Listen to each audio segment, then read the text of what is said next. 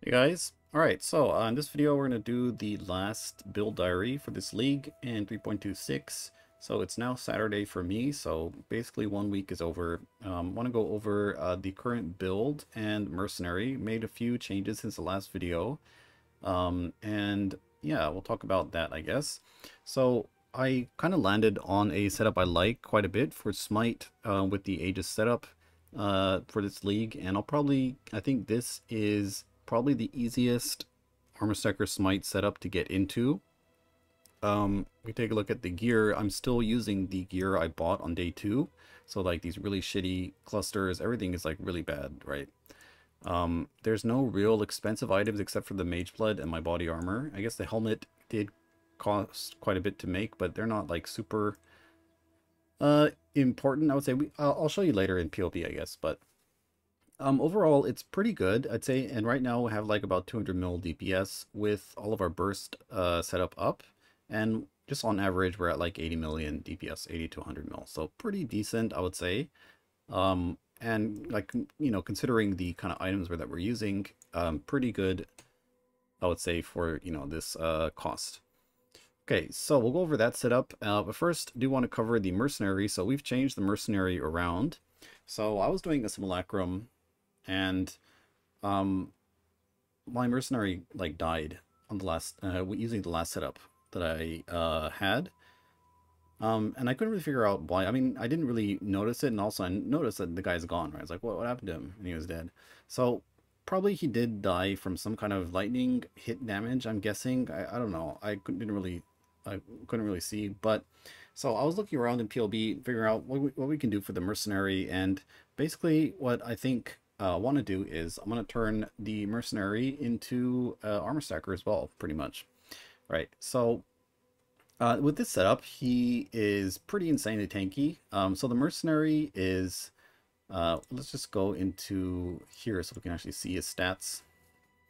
The mercenaries, they don't get a lot of increased defenses. So you can give them a lot of flat, say armor, right, from your gear and that kind of stuff, and you can give them more armor from determination, but very little sources of increased armor for them. So that makes items like, you know, Formless Flame, which will give them increased armor based on their fire resistance, pretty valuable in terms of like scaling their armor, I think. So basically, once we, right now I'm not even running the actual setup for this, because I'm still using like Purity of Ice, and kind of in between, kind of a little bit awkward because I do want to use the fire overcap in the end, because I think I still will probably want to go for this fire regen, or at least have, you know, the option to swap over to this fire regen if I ever wanted to. So kind of why I'm using the fire overcap. And then also it will pretty synergize with the mercenary, because we'll be having a pretty juiced Purity of Fire and that kind of stuff, giving him lots of fire resistance. And I think endgame, with this guy having like, what, 300, or like maybe like he'll get 250 to about, on super high-end builds, maybe like 400 fire resistance, maybe, you know, with some like crazy misted rings. And he's gonna have like over 200k armor, 300k armor. So he's gonna be pretty insane. And you could even run it on the melee mercenary and give him the replica Dream Feather, and maybe he will actually end up doing tons of damage. Who knows, right? But anyways, I like the Kineticist because he attacks very fast from range, and then that in combination with the replica Victorios basically means I have permanent endurance charges pretty much instantly. Because of like the way KB has so many hits and all that kind of stuff, right? So previously I was using things like inexorable and that kind of stuff to gain my endurance charges, but this guy is just so reliable at giving me friendly charges, or I mean endurance charges, that I actually completely removed that node, and now I'm pretty much always maxed out at endurance charges. So very, very reliable, I think. In terms of the setup, so I'll have a POB for the mercenary, so you can go check out the items. The wand is, I guess he can actually do some pretty decent DPS as well. So you know, if you get a good wand, he'll actually clear for you in like, probably not like super juice T17s, but like if you're just running through a T16, or I don't know, he will pretty much kill everything. Okay, so this is the wand I have. Probably could get a better one, but anyways. The helmet, there is a couple of good corruptions we can get. And I think also the on the explicit, the minus 100 something fire damage taken from hits is pretty big. Goes up to minus 200. And wait, let me go D&D real quick, guys. Sorry. Okay, so since the guy, these mercenaries basically have like what 80% damage reduction and tons of damage reduction built into them, this will probably end up being pretty big in terms of mitigating fire damage from hits. And then there's some good corruptions we can get. We can get the regenerate life, there's the increased life, and that kind of stuff. So lots of nice corruptions you can get as well. And usually those corruptions are not really valued by players who are actually using this item, so they end up being pretty cheap. Okay, so for the amulet, I'm still using the toe amulet, and I've decided to go for Soul of Steel right now. I was thinking of going Soul of Steel or going for Prismatic Skin, but losing 1 max res, he'll actually pretty much be close to 90 max res in the endgame setup. So there's that. Anyways, and like we mentioned, there isn't that many sources of increased armor for the mercenary, so this actually ends up giving him like another 8,000 armor on this node. So that's pretty big, I think. So that's why I went with that. There is also the angle to go for recoup, because I don't have any recoup on him. Right, you can go for infused flesh or something like that. Maybe we'll see what happens. So far, his sustain does seem to be good enough. And then I got the corruption for the +1 all maximum resistances. Okay, so on the Victarios, there's 2 important things. First of all, we want a corrupted implicit, because the implicit on the Victarios is all elemental resistances, and we don't want that because that'll give him more lightning resistance. The second stat you want to make, I'm sure you get at the minimum roll, is the lightning resistance on the chest. I mean on the explicit. So it goes from 20 to 30, so make sure you only get a 20, pretty much. Okay, so for the Dorian's prototype, there's quite a few good corruptions to get here as well. I decided to go for the reduced lightning damage taken. There's also the reduced damage from critical strikes. That'll probably be good. And for a double corruption, I'd probably want to get the reduced lightning damage and the reduced damage from crits as like a double corrupt. And then on the shield, probably get reduced area damage and reduced damage from crits. Probably those 2 are the ones I would want to have. As for the rings, so right now I'm not running Purity of Elements, so I can get away with using these kind of basic rings. But in the end game, when we do run Purity of Elements, he's going to be getting quite a bit. If we take a look in the actual like POB for the Merc, let's just open it up real quick. So this might change as I get more aura effect. Do we get it? So my Purity of Elements will have 123% increased aura effect at the moment. And if we see, and I also think the mercenaries do have some kind of resistance scaling. So you can see with the exact same gear he's wearing now, he's got 77, 79 cold res. Whereas the actual stat shows, oh, because he's got Purity of Fire. Let's look at the fire. So he's got 79, 110. And here, quick math, I don't know, it doesn't really seem to add up. Maybe it does. Anyways, I noticed like I took all the items off of him and he had like a bit of resistance. I'm not really sure what was going on there, but so with Purity of Elements, we're going to go to minus 88. So we're going to have to get quite a bit more, pretty much like 102 or 112 additional minus lightning resistance, which we can get with the heist rings. So we're pretty much gonna have to you're pretty much gonna have to make heist rings, flip them or mirror them, or not mirror them, reflect them, and get some really big minus lightning res, and then if possible fire resistance and like life and that kind of stuff, and recoup or rarity or that kind of stuff, right? And I heard you cannot use the Calandra's touch ring on them, which is kind of real Pepega, but so that means you're gonna have to make 2 of them. It is what it is. And at the end of the day, if you can't actually even get enough resistance with Purity of Elements, then you probably just get a reflected amulet and use the amulet slot to also get some more negative lightning resistance, because it's probably going to be more DPS to get more negative lightning resistance than it is to get the lucky damage, right? So lucky damage with lucky damage and like 177 is my current lightning res. We're at like 200 mil. But like say if we had only 88, we'd be doing quite a lot less. So it's probably going to be better to get rid of the lucky damage and get a lot of negative lightning res than to, you know, keep the lucky damage and have less lightning res. Okay, so that's that. Let's go back in game real quick. And for the gloves, so I was thinking it would be good to give him iron reflexes, because then we can convert all this evasion into armor. But at the same time, it is good for this guy to actually have some evade. He'll be getting even more evade as we get more grace aura effect and grace levels and that kind of stuff. So evasion will actually keep him alive in a lot of content, I think. Having some mitigation will be good, probably. We'll have to see which one's better. But with iron reflexes, this guy's gonna be getting, might even get like, I don't know, 500, 600, 800k armor. Kind of crazy. But we'll see what happens. There's quite a few ways to do that. Anyways, won't really go into that on this video. So I'm just using some armor bases right now. I was thinking of trying to get him suppress capped, but it didn't really seem, I mean, it's possible, but I don't know. Didn't really want to spend too much on him just yet, and I want to see if this pure armor setup, how this one works in harder content.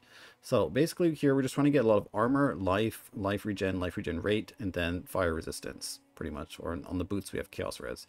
Then for the implicits, because I pretty much only care about these extra benefits when we're fighting hard bosses, like pinnacle bosses and that kind of stuff. Maybe for T17s you might want to get the non-unique enemy one. But anyways, so we get some extra fire res, some life regen rate. And then on the gloves, I got the lightning damage leech over here. And then right now he has rage because I want to do a bit of damage, but you can probably go for the max cold res here. Okay, and then the boots, the belt is the same. And that's pretty much the Merc. Pretty decent stats, already at like 32k armor, 11,000 evasion. Energy shield went down a little bit, but he's got like almost 3,000 life regen. Because right now I'm also running vitality aura, so he gets that as well. So he's pretty beefy, and you can see his cold res because of my purity is now 88. So once we swap over to the fire one, he'll have 88 fire. And since we have extra stats on the boots, he'll be at 90 fire when we're fighting a unique enemy, pretty much. And pretty close to about 80, 85, maybe on the cold. So gonna be pretty good, I think. And that is the Merc. So let's go over the actual build that I'm doing now. So I did make the Fire Overcap Regalia. This time I decided to go for the Regalia again. I don't know, I'm a fan of the Regalia. It just gets so much energy shield. You can see even with this kind of scuffed setup, I'm at 10,000 energy shield. So that's quite a bit. And as far as damage goes, I think, you know, when I was looking at some like end game setups, I don't really want to post these yet because I don't know, I don't like to actually post POVs until I fully tested that in game and that kind of stuff, but we'll see. And I'm still kind of working on it, but not the bait one. We'll go for the actual end game one. We can get up to about 13 billion DPS. And that's like way too much, I think, right? So even in this, I'm probably going to cut back and go back and get a bit more like defense and quality of life and that kind of stuff. So, and that's like the argument for the, I guess for the necrotic versus the Regalia is necrotic is like 30% more DPS. Right? Or in this case, only 22%. So, I don't know. And you do lose quite a lot of energy shield, right? So, and I think once you do get enough damage that the next thing you want to do is skill defense. And I think the mercenaries, we can, you know, get these mercenaries to give us so many good like buffs and that kind of stuff that we'll have enough damage, I think. So I want to go scale my side of the side of my build more focused on defense, I think.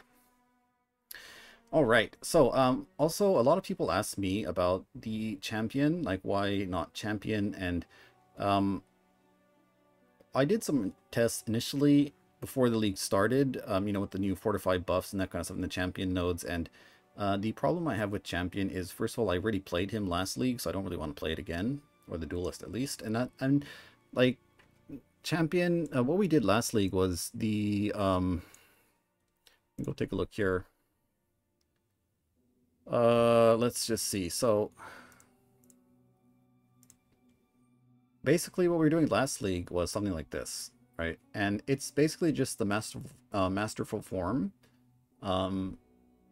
setup. And the duelist setup for this league is probably going to end up turning into the masterful form setup again at the end game, because that's probably the best way to get good defense and get a lot of offense as well, right?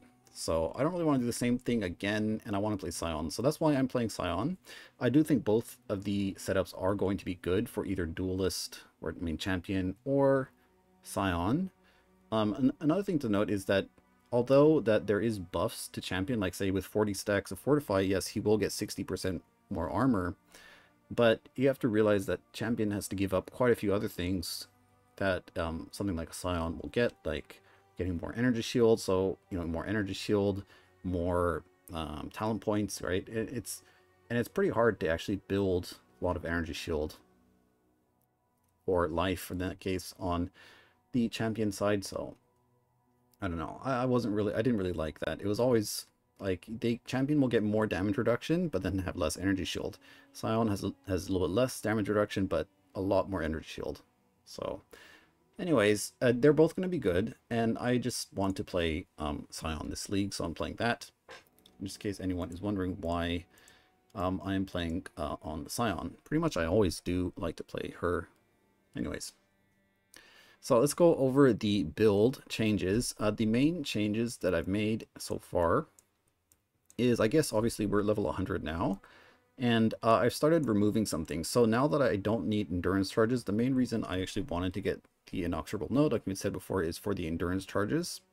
But since the Merc is giving them to me already for free, pretty much, I don't need this. And even though this is pretty big for DPS, this is like one of those POB padding things. Let's go back to the actual POB. It's one of those like padding things you can do in POB to make your build look really good on Armor Stacker, is to just take this mastery. And this is actually pretty, it's, oh wait, we gotta add this, yeah. So it's, where is it? So this whole area would be 20% more damage. And it's not super bait in things like Simulacrum, because in Simulacrum you're pretty much standing still all the time, so you will pretty much get this at least like 80% uptime. So not that baity, but for doing things like T17s or mapping stress and that kind of stuff, like you're never going to get this, right? By the time it's ramped up, the target's going to be dead. So it looks good, but aside from Simulacrum and that kind of stuff, it's not super, how would you say, impactful. The only real reason to go here is for the endurance charge. And you can also get them over here on the Aegis setup, although, you know, going to this side does give you some extra damage. So that's why I was going there. Anyways, so now don't need this, and spending some more points to get some more energy shield. Notice I'm not even using Divine Shield. Basically right now for me it's a choice. Do I take this Mastery or do I take Divine Shield? And the reason I like the Mastery is that since we do have a lot of energy shield, it gives quite a lot, we recover quite a bit. And the wording on this says recover instead of regenerate. So the main downside to Divine Shield is no regen or reduced recovery rate will affect this, whereas recover isn't really affected by that. So stuff like this in Aegis, you can run a no regen map and still regenerate energy shield that way with this and Aegis. So that's why I kind of like this setup. Anyways, you can see which one you like the best. Divine Shield also does have a bit of a ramp to it, so there is that as well. And that's pretty much all the changes, I think, guys. Not really that much, except that I'm picking up like the endurance charges right now. And on lower setups, you would probably just, you know, if you're like level 97, you probably just don't even take this at all. I am now speccing into Zealous Oath, and I am using Vitality as well. So we do have some regen. If we take off Frost Shield, we can actually see we have like about 600 regen. So not that much, but, you know, in the actual endgame setup that we were looking at before, that goes up to about 3,000 to like 2,500 to 3,000 energy shield regen, which is pretty good considering that we have a lot of damage reduction from endurance charges. So that's probably going to be enough for me. And then after that, we'll just be using leech. And if that's not enough regen, then I'll probably just go back to an Aegis setup, because like I said, we already have, you know, billions of DPS that we probably don't even need to use 2 swords, and that's probably kind of overkill. But anyways, okay, so that's that. Anything else that's changed? Not really much, I think, guys. So I think we'll just end it over here, and from now we'll probably be doing is I need to make the Molten Strike POB. I do have sort of a which one was it? Start Valdo. I got so many POBs. I think it was this one. Yeah, something like this, right? With the 3 passive voices set up. But I do want to try one without the voices, right? I want to see if we can go into Valdo's with just the, like, my shitty 8 passive clusters. I mean, that would be something, right? But we'll see what happens. So I need to actually, like, you know, work on this POB, because this is like using custom gear, or like gear from last league and that kind of stuff. I'll kind of see what we're going to be doing, and then make this POB in game, and then go try it out in Valdo's, because that's probably what I'll be doing farming next. All right, so that'll probably be it for the video, guys. Pretty stoked about making the chest. I got the fracture on the first try, although the recombination process did take a while. I deleted 5 30 quality regalia bases. And if you're wondering, let's quickly go to King's March. So anyone who's wondering, we didn't even cover the other setup too.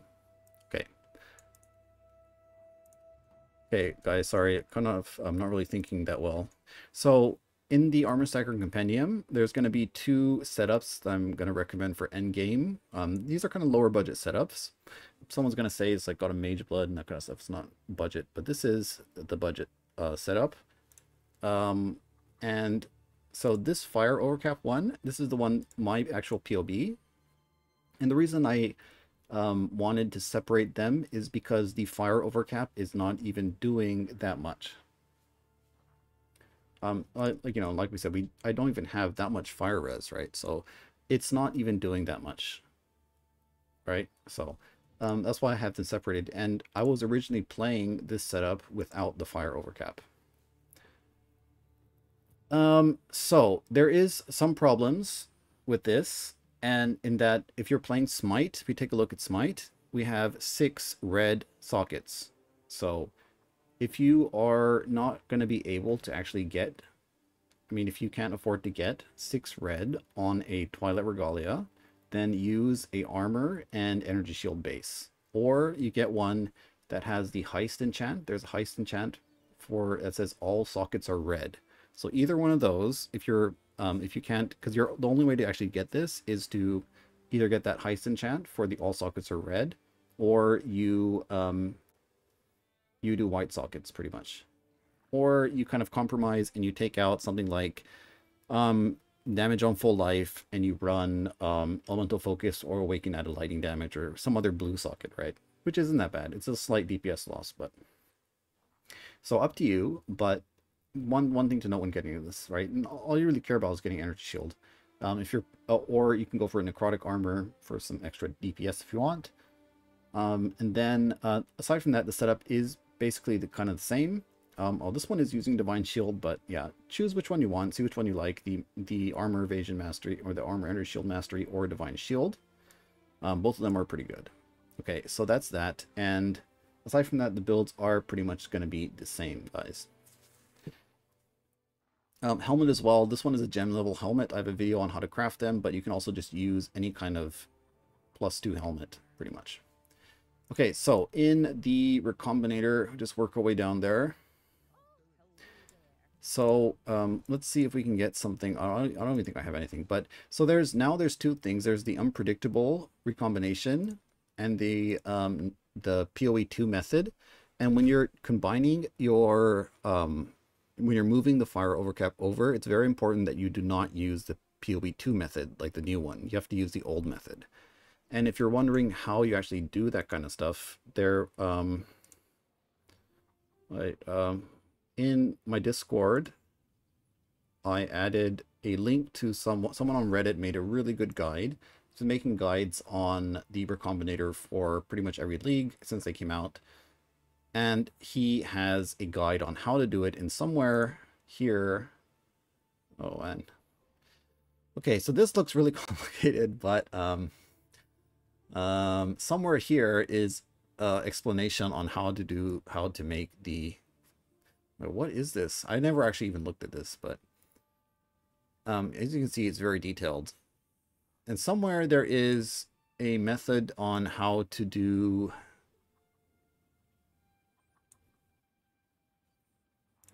how to combine the fire overcap. Oh, here we go. So if we go down here, here we go, to number 6, to the single mod transfers. So this tells you basically how to transfer a breach mod from a grasping nail onto any other item. So basically just follow this method and you'll get it pretty much. As long as it chooses the regalia, it's 100% chance to move the overcap mod over. So using the PoE2 method apparently doesn't work or something like that. So be careful with that. But yeah, that'll be it for the video, guys. I think we covered everything that I wanted. We'll probably, the next video will be a actual like build guide on the Valdo farming setup. So you can look forward to that. But yeah, thanks for watching and I'll see you next time.